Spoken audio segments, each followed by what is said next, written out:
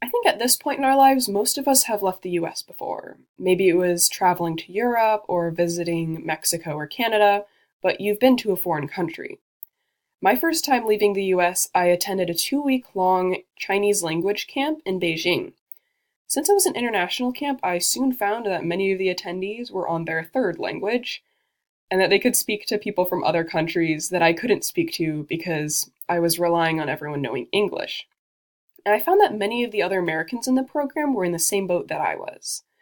And it made me think that we should implement a second language program in elementary schools in order to increase our international community participation. With learning a language, starting younger is always better.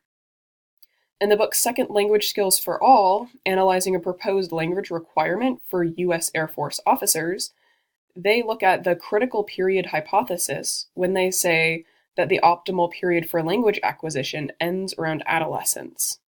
This means that instead of starting second language learning in high school, when people aren't wired for learning the language, we should instead start in elementary school when children are predisposed to learning languages. In the article Listening to What the World Says, Bilingualism and Earnings in the United States, they also mention some health benefits to learning foreign languages, including increased communication skills and cognitive thinking. And who wouldn't want that for their kid? In light of these health benefits and children's predisposition for learning languages, elementary school is the perfect place and time to begin learning a foreign language. I personally believe that with learning a foreign language comes cultural understanding.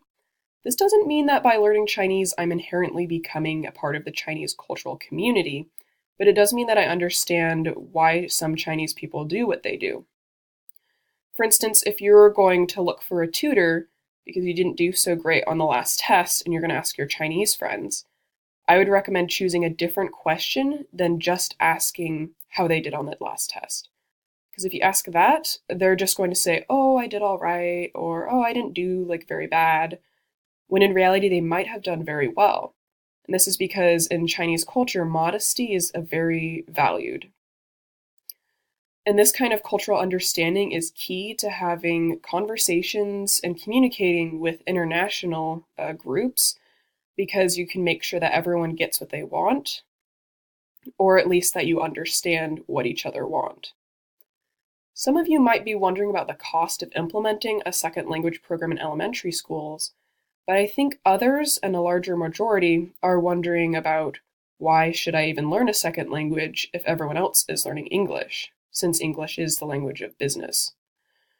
While half of Europeans are bilingual, only 20% are in America. And this is found from the 2009 to 2013 American Community Survey. This means that our government is always going to be demanding foreign language jobs, and it doesn't stop there.